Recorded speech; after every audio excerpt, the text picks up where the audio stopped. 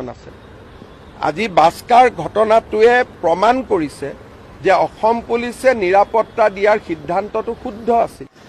মৰমৰ সুধীৰ ভাই হেমন্ত বিশ্ব শৰ্মা তোক ক'লো এনে তই বাক্সা ডিষ্ট্ৰিক্টখন কিবা সেই না তোৰ ঘৰৰ চতলখান বুলি ভাবিছিলি বাক্সা ডিষ্ট্ৰিক্টখন। বাক্সা ডিষ্ট্ৰিক্টখনতো সেই তোৰ ঘৰৰ চতল নহয়, গম পাইছা? ইমান দিন যে গুৱাহাটীত যে ৰাখলি কোনো এটা যে প্ৰব্লেম যে ইমানকৈ নহ'ল, তই বাক্সা ডিষ্ট্ৰিক্টত সোমাই দিয়াৰ লগে লগে কালি কিয় ইমান ডাঙৰ প্ৰব্লেম হ'ব লগা হ'ল? কিহৰ কাৰণে? হা তইতো ভুলতো নাহিবি বাক্সা ডিষ্ট্ৰিক্টত বইনৰ পুতেক, গম পাইছা? তইতো ভুলতো নাহিবি বাক্সা ডিষ্ট্ৰিক্টত। তোক তো চাটনি বনাই খাব, তই নিৰাপত্তা দিবা আহিছা তাহাক। হা তোক নিৰাপত্তা কাই দিব? যোনদিনা তই ৰাস্তাত দাউৰি থাকবি একলা একলাই, তেতিয়া তোক নিৰাপত্তা কাই দিব? হা তোক নিৰাপত্তা দিয়াৰ কাৰণে কোনো আহ্বান নহয়, তই গম পাবি। ভিডিঅ'টো যদি ভাল লাগে হেমন্তৰ ওচৰত শ্বেয়াৰ কৰি দিব গাইছ। 1 নম্বৰ জহৰা আছে এই চুট মাৰাণীৰ পোৱালি। এই জুবিন দাক কেতিয়াও নিয়া নিদে।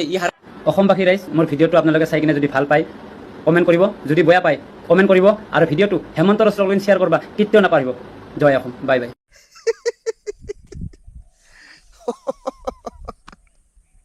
বাবা তোৰ কথা শুনি মোৰ বিৰাট হাঁহি উঠিছে, গম পালিনে? কেলা তোৰ এই থপৰাটো চাবি এবাৰ এনাখনত, তাৰপিছত তই এনেকৈ CMক ধমকি দিবি বা বেলেগ মানুহক ধমকি দিবি, বুজিলি? কেলা তোৰ চেহেৰাটো শুকান মাছ চিনি পাওঁ ন? শুকান মাছৰ নিচিনা, বুজিলি? ভালকৈ যদি বতাহ এজাক মাৰে তোক উৰুৱাই নি কেলা 10 কিলোমিটাৰ দূৰত পেলাই দিব, আৰু তই কেলা CMক ধমকি দিবি। বম হাঁহি উঠিছে বে। তোক গালি দিবলৈ মোৰ মন নাই মানে অলপো। কি গালি দিবি তোক? কেলা তোৰ ভিডিঅ'টো মানুহে এনেও শ্বেয়াৰ কৰিব বোপাই, তই শ্বেয়াৰ কৰিব ক'ব কোনো প্ৰয়োজন নাই।